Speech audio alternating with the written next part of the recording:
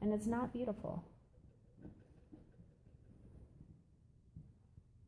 But I'm, you know, putting pressure equally on both sides. I keep doing that so that I'm fattening up that bottom part where it's going to meet the mug.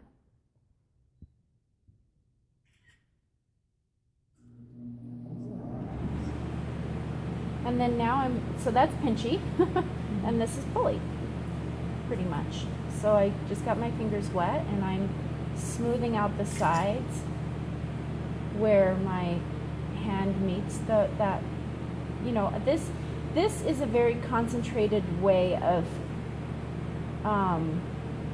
being compassionate to the user of the vessel. So right now I'm smoothing out. I mean, you think about where your fingers rest or how they play, how they feel a handle. The first mug I ever bought was an Elmer Taylor mug at Jack's, and it had such a friendly, beautiful, soft place underneath under the handle where it met, and I loved that mug, and it was beautiful. And as you know, you can tell by the way that I'm like getting emotional about it. I'm just kidding, but it broke, and I was just heartbroken. You know, it's still to this day. I carried the shards around. I knew I just didn't. It was silly, but anyway. So now I'm nearly finished with this handle, and I have to sort of ask myself, like, okay, how do you feel about that? And so I look here. I'm like, I want a little bit more gracefulness right here. I want some grace right in here. And this also came, like, it took years for this to come about. But Lynn one day was like, your handles are strappy. And so I thought, well, I don't want to make strappy handles. But so that stuck with me for years. I was like, how do I not make strappy handles? What's in the sock? Okay, so rice? Yeah, well, rice and clay. I don't need this top part one here, I don't think. But you know, you were talking about your grocery sacks. That's the rice. That one's rice, and this one is one of those little vegetable soft sacks full of reclaim that I pounded down and is soft. So it's just clay. You can put sand in there too, but I don't have sand in my studio, and I just remade this sock because I can't find the other one. Okay, so then I have this stuff that is a combination. For a little while, there was this really cool porcelain company in New York that was called Porcelain for the People. Did you ever know about this one? It was. Oh, right, yeah. They had the red and white label. Right, yeah. Right. Well, they went out of business. But for a little while, this thing's coming apart. I'm going to have to replace it. But they had this stuff that they called Stuck Up. I think I brought it with me.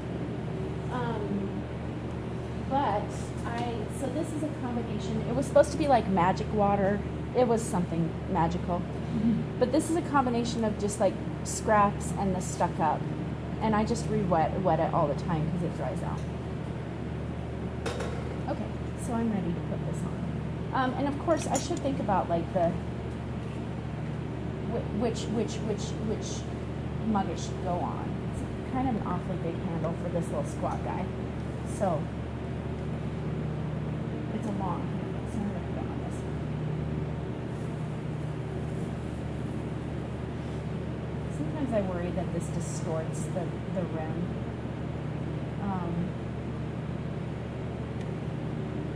Okay. So I try to cut this off as close as I can to the shape of it, and then use my slit. So you're not really sure what that's made out of, that stuck up stuff? It was probably top secret. Polymer. So you're not going to score anything? Yeah, I did. I scored that. Oh. See, I didn't show you. This is a scoring tool that I cut. So this is a serrated rib that I just cut. I quartered or what have you. So you're scoring and slipping simultaneously. Yeah. Yeah.